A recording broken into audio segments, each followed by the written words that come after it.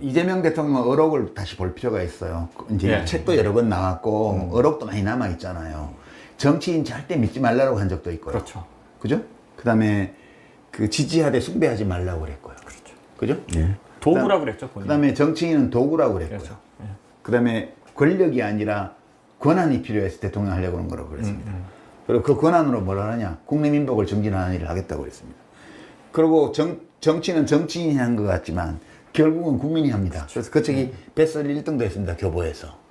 그 많은 그 대통령의 의혹들이 있는데 그것은 고전과도 일치하고 현대 정치 이론과도 일치하는 진짜 좋은 말들이었어요. 그 말들이 이재명 대통령에게 지금 어떤 의미를 가지는 거지? 라는 의문을 가지고 있죠, 저는. 지금 이재명 대통령의 모습은 권력자의 모습이에요. 그것도 굉장히 오만한 권력자예요. 대통령의 여러 개 있는 것처럼 저는 이재명 대통령을 지지했지 숭배하지 않았습니다. 스스로 역사의 도구가 되겠다고 약속했기 때문에 믿었어요. 그리고 권력이 아니라 권한이 필요해서 출마하는 거라고 했기 때문에 전적으로 신뢰했습니다. 근데 지금 1년 동안 대통령이 보인 모습은 권력자의 모습, 그것도 오만한 권력자의 모습이라고 저는 생각해요. 네. 예. 그리고 그럴 수 있어요.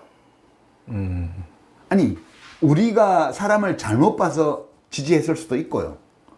우리가 제대로 보고 지지했는데 그분이 권력을 잡고 나서 바뀌었을 수도 있어요. 예. 어느 쪽이든 중요하지 않아요. 지금 대통령은 권력자의 모습을 하고 있어요. 우리가 증명해야 돼요. 정치는 정치인이 하는 것 같지만 결국은 국민이 한다는 고 했던 그 정치인 이재명의 그 말이 옳다는 것을 입증해야 돼요, 우리가. 과거부터 그러한 오만한 권력자였다가 그 모습이 이제 나타나는 건지 아니면 원래 그렇지 않았는데 권력을 잡고 나서 그렇게 된 건지 그건 별로 중요하지 않다고 저는 생각해요. 문제는 중요한 건 지금의 모습이에요. 대통령은 소통하고 교감하고 공감을 이루는 방식으로 하고 있지 않아요. 옛날 말인데 제가 이명박 대통령 때 이거 자주 썼거든요. 100번 토론 나가면. 네. 이 사기열전의 사마천이 정치에 대해서 정리해 놓은 게 있어요. 제가 이제 현대적인 언어로 그냥 풀어서 얘기하면 정치에는 5등급이 있다고 그랬습니다. 최상의 정치는 백성의 마음을 따라 다스리는 거. 그 다음에 이익으로 유도하는 거. 세 번째가 도덕으로 설교하는 거. 네 번째가 형벌로 겁주는 거. 제하지하, 맨 마지막이 백성과 다투는 거라고 그랬습니다. 지금 이재명 대통령이 하고 있는 거는 두 번째 하고요. 부분적으로 세 번째 하고요. 맨 마지막 거. 이거를 하고 있어요. 그러니까 첫 번째를 기본으로 하면서 두 번째를 해야 돼요. 맞습니다. 좋은 정치는. 그리고 우리는 이재명 대통령의, 정치인 이재명에게 그런 정치를 기대했습니다. 근데 대통령이 지금 하고 있는 거는 이익으로 유도하고 도덕으로 설교하고 백성과 다투는 이 세 가지 모습을 하고 있습니다. 저희 진단이에요. 대통령 알고리즘에게 못 뚫고 들어갈 거예요, 지금. 밑에서 보고도 안 할 거예요. 왜냐? 기분 나빠할 거니까. 대통령 들으라고 하는 게 아니고요. 우리가 알고 하자는 거예요. 이것을, 우리 현실이 이렇다는 것을 알고, 우리가 지지했던 대통령이 그런 모습을 하고 있다는 것을 받아들이고, 그 조건에서 우리가 뭘 할 것인가를 고민해야 된다는 거예요. 이게 이성이 눈을 감지 않는 방법이에요. 이성이 잠들지 않는 방식이에요. 우리가 이 이성의 끈을 놓치고 우리의 이성이 잠들게 하는 순간 곧바로 괴물이 더 강력한 모습으로 나타날 거예요. 그 점을 저는 이 책에도 썼어요. 그래서 고야 얘기하면서 화가 고야 얘기하면서 이 고야가 만든 판화집 제목이거든요. 이성이 잠들면 괴물이 눈을 뜬다.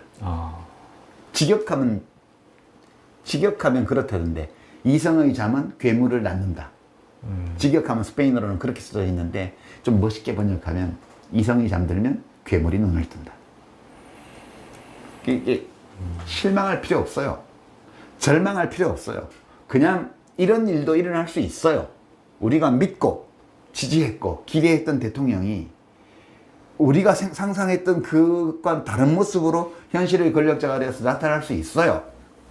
역사에서 수도 없이 벌어졌던 일입니다. 이것 때문에 민주주의에 대해서 회의한다든가, 정당에 대해서 불신한다든가, 인간에 대해서 절망한다든가 이럴 필요 없고요. 일어날 수 있는 일이에요. 그러니까 이런 일이 일어날 수 있고 실제로 일어났고, 그리고 이 조건에서 우리들이 나라의 주권자로서 내가 선 위치에서 뭘 해야 될까, 어떻게 해야 될까, 이거를 서로 상의하자고요. 그 이번에 민주당 전당대회는 훌륭하게 치렀다고 저는 다시 말씀드리고요. 네. 희망이 있어요, 그 정당이. 네. 예. 정치인들이 그렇게 분열을 획책하고 이렇게 해도 분열하지 말고요. 서로 이해해야 돼요.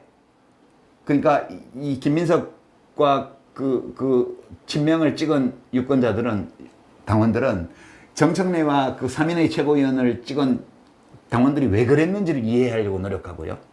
반대편에서는 또 왜 김민석과 그 친명들을 찍었는지 그걸 이해하려고 노력해야 돼요.